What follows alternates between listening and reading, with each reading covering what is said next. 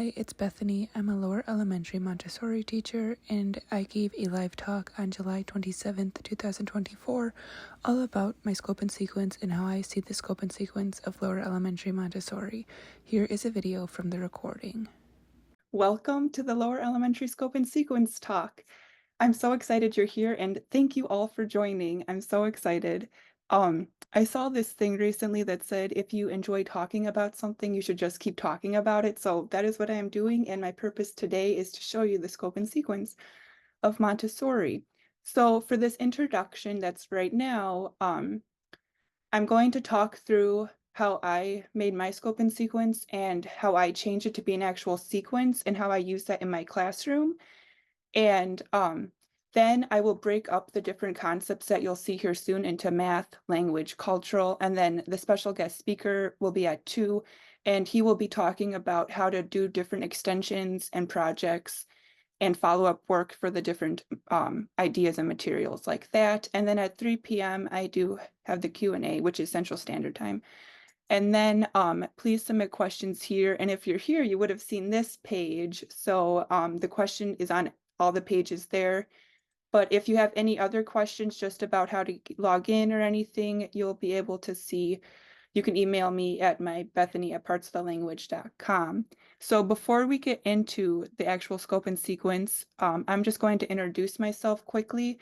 I am Bethany, or as my students call me, Miss Bethany, and I teach lower elementary Montessori. I am certified through the American Montessori Society, so AMS. And I was also a Montessori child, so I got to experience Montessori as a child from early childhood all the way through 5th grade. And that's about me. And I love the Montessori grammar symbols, as you will hear about in the language talk. So I started at one school and then I moved to the school I am at now. So a transition where I was an assistant, and then I took the training for the 2 years, so I co-taught, and then I was in a classroom as a lead teacher. And then at my new school, I taught early childhood and kindergarten for 1 year, but I love the concepts in lower elementary. So then the past few years, I have been teaching lower elementary at this school. So teaching lower elementary is quite the large task. As we know, you have to teach the 3 grade levels, first, second, and third.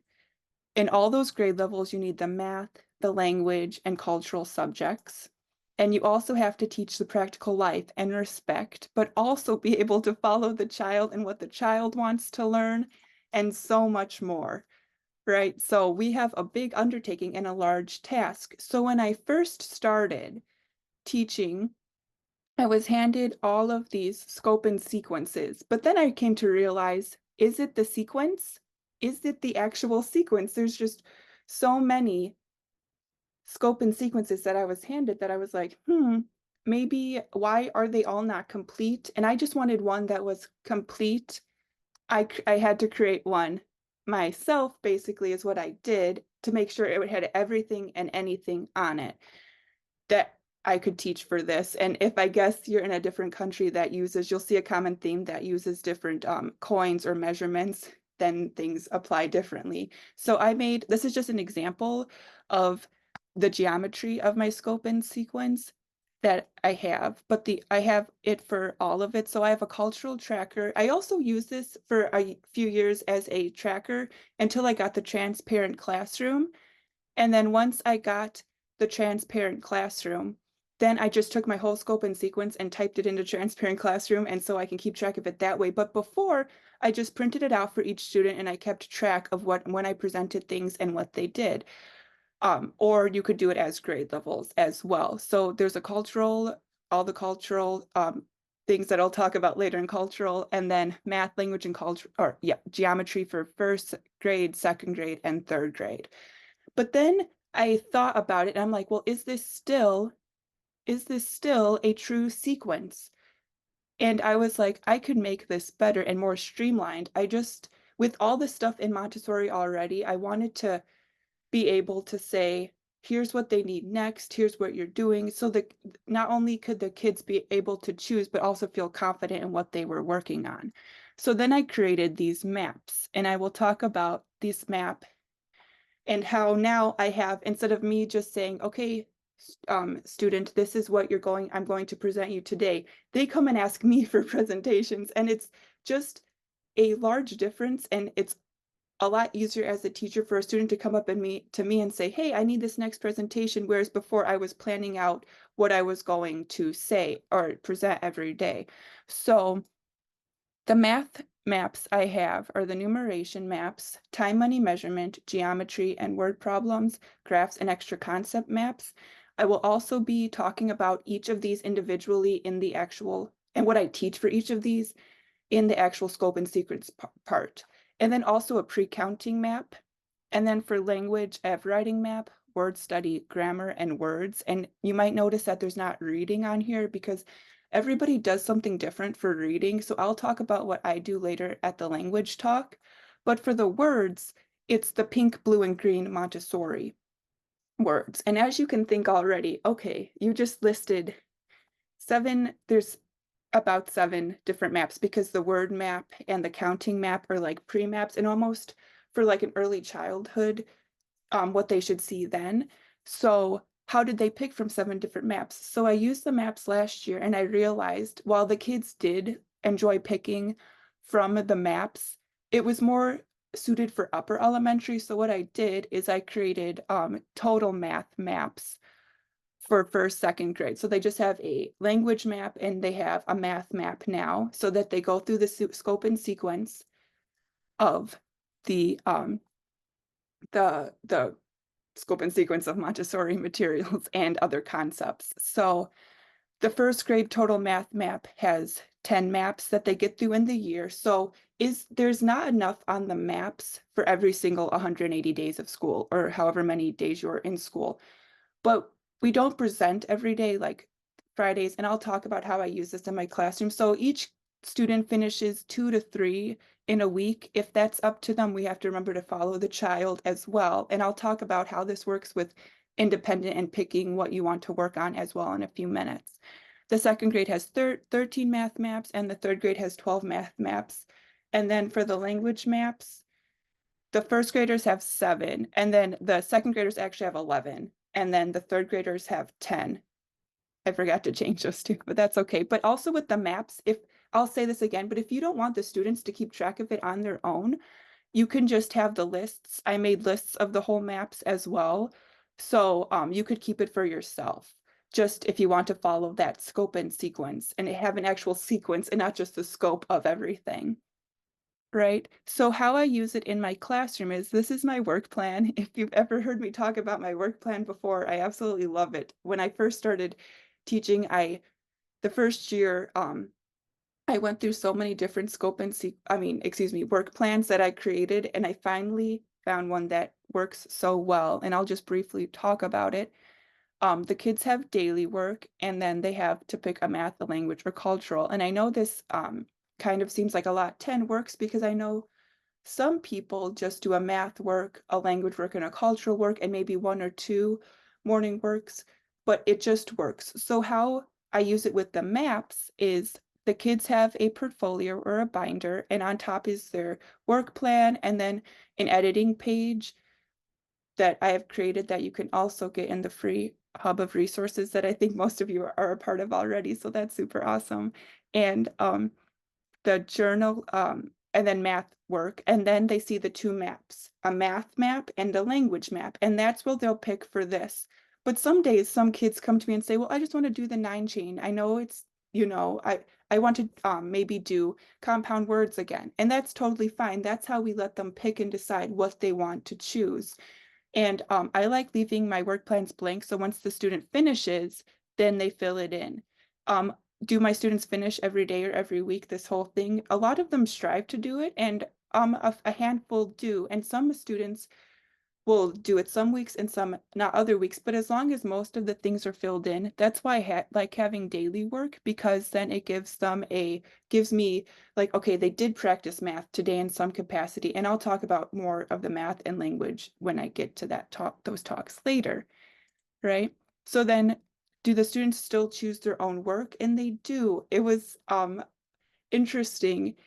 Um, I mentioned I had changed schools. When I was at my first school, the students didn't pick as much, and I think at my new school, they fostered so much in the early childhood picking things that, they come in and say, "Well, I wanna pick things," and that's great, and that's why I like leaving the work plan blank. And I did used to do where it's like, okay, all second years come to this math group, but with the maps now, um, it's more interesting, and you might think, well, man, I have, 20-ish students. How do I present individually? One, not all students will need a presentation every day. And two, what in my experience, it's easier to sit down with one child or one or two or three because maybe they're on it together, one or two or three children, and say, okay, I'm going to present this. Whereas a whole second graders group could be like 8 to 10 students, and then you have kids talking or not paying attention, and you'll have to represent it anyways. So just saying on the map, or saying on the map that the student comes to you and says, okay, well, here's what I want a presentation on. Can you show me? I'll be like, yes, of course. And then um, sit with them and do it 3 to 5 minutes, depending on the material, maybe a little longer. And then they go on with their work. And then I go help other students. So it's just knowing the presentations. And you could also just, if you don't want to do it and have them see the maps, again, you could just have it for yourself and say, this is what we're presenting today, because I had done that for a while too, until I realized the more simplicity of the maps. Okay. And then again, the options, the students could have their own maps or lists, or they can also just, the teacher can keep the scope and sequence. And if let's say you're in a school system where you just have to teach like numeration first or geometry at a certain time, then they could use those maps because you could have the individual maps and not the total math map. But what about cultural? I didn't mention cultural yet. I will talk more about the cultural talk, but I do history, botany, geography, and science. And so I don't have maps for that because in my opinion, it changes every year what you do a little bit, and I'll talk about how I do it.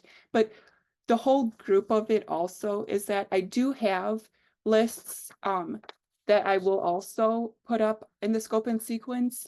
They're just lists though, they're not maps. So I do still plan out all the different cultural, and I do make sure that students are hitting certain goals in math and language where they are at with that, as well as letting them choose different things. And let's say you get through a map and it's like, and I would say it took the kids about 2 to 3 weeks to get through a map, but some kids are going to move faster and some are going to move at a slower pace. It's just, again, following that child, right? I believe. Oh, I was going to show you before we stop here and go to the other talk. Um, I think if I just hit, I was just going to show you the different maps and lists. So like this is example of the first grade list. So word study and grammar is on the same list. So it just goes in between them. There's the list for that. And then first grade writing. And there's that. And then I will show you the the whole first grade language if you want to follow it with all those other maps in it, right? I just wanted to show you how it looked. And then first grade numeration is here, and then time, money, measurement, and then geometry, and then word problems, graphs, and extra concepts. And then like an example of just the numeration map is like this. So here's the numeration counting map. It's quite a few pages, and then it gets into like first grade, second grade, third grade. And I will also mention that I don't think I have many slides left, but I will also mention that the maps are editable as well. So let's say I have something on there that you don't ever present, or you think it should be in a different spot. I think I got a good scope and sequence down, but that's what works for me and my students. And obviously every state or every country is different with how they have to teach things. So all the maps and lists are editable. The only thing that's not editable is the scope and sequence itself. Thank you for watching. Go ahead and click the link below if you would like to see more information about my scope and sequence and maps, my free hub of Montessori resources, and my Montessori activities, which also has Montessori resources for your classroom. Thank you.